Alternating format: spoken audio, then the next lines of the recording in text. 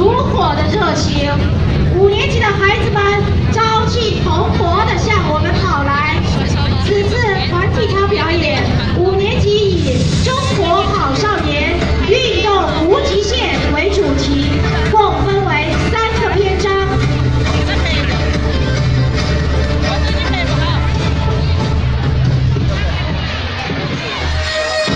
第1篇章：龙狮送福，鼓舞飞扬。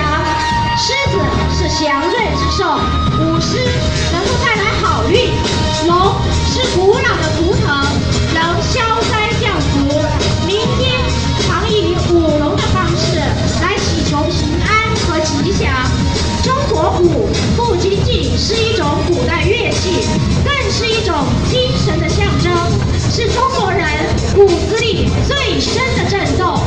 中国舞是力量的表现，鼓舞结合不仅是弘扬民族精神的重要艺术形式，还是激发人们奋进的精神